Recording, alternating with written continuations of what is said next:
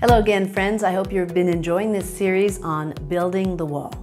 Probably the most well-known story in the Bible of building the wall was in the time of Nehemiah after the Babylonian captivity, where they came back and found their city in ruins.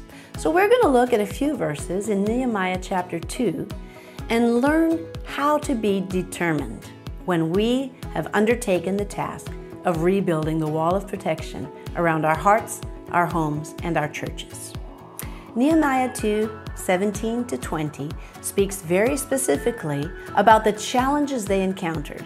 Now, I know it's never easy when you make a decision to rebuild a wall of protection.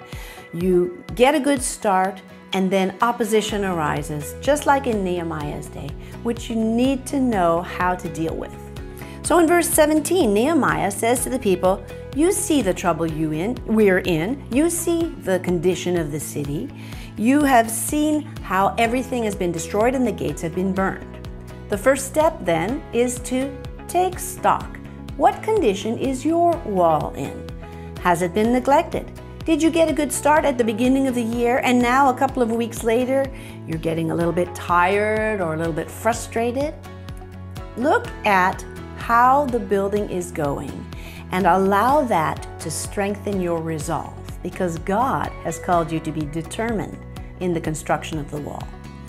Then the next part says, "Come, let us build the wall of Jerusalem so that we may no longer suffer." You see, when the wall is not completed, you are vulnerable, and we want to avoid vulnerabilities. Repeated attacks from the enemy can be the thing that expose those vulnerabilities. So what did Nehemiah do? He called the people together. It's time to call your family members together. Call your prayer partners together. Why not have regular, consistent prayer with other believers who are as dedicated as you are to building the wall? The next part says, "I told them that the hand of my God was upon me for good, and also I told them about the words that the king had spoken to me to help us build the wall." This shows us the power and the importance of testifying what God has said and what God is doing. You see, Nehemiah derived his strength, his purpose, and his vision from the revelation he had from God, and that's also how he saw God's divine intervention. Don't neglect the importance of your testimony. When you testify of revelation, when you testify of God's actions in your life, it will help you rally the troops to come together and build the wall. And it continues.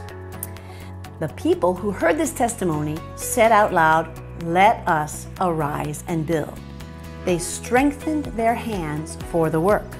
You see, rising up to build speaks to us of coming out of this season of passivity and apathy and indifference and committing ourselves all together to see the walls of protection built around our hearts, our homes, and our churches. It means renouncing resignation, renouncing discouragement, renouncing the things that have kept us isolated and separated from one another. Now, what happens next? Sanballat the Horonite and Tobiah the Ammonite and Geshem the Arab heard what was going on, and they started to mock the people of God. Don't be surprised if there's opposition when you decide to build the wall. They even started insulting them. We should expect that kind of opposition. The more you anticipate it, the better you are prepared for it. Let's continue. They started saying, "What on earth are you doing? What is this thing that you're doing? Are you actually rebelling against the king?"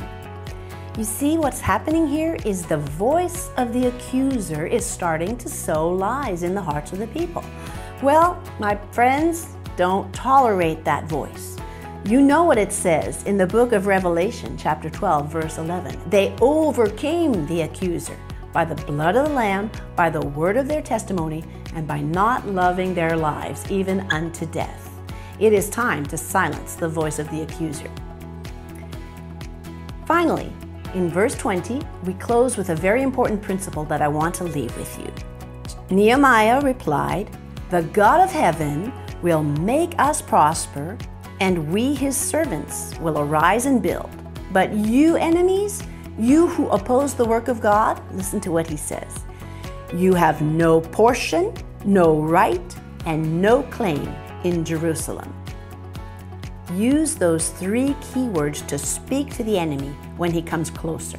Spirit of intimidation, you have no portion, no right, and no claim in my house. Spirit of fear, you have no right, no portion, and no claim in my house. Spirit of apathy, you have no portion, no right, and no claim in my heart. And that way, you too will be determined to build the wall.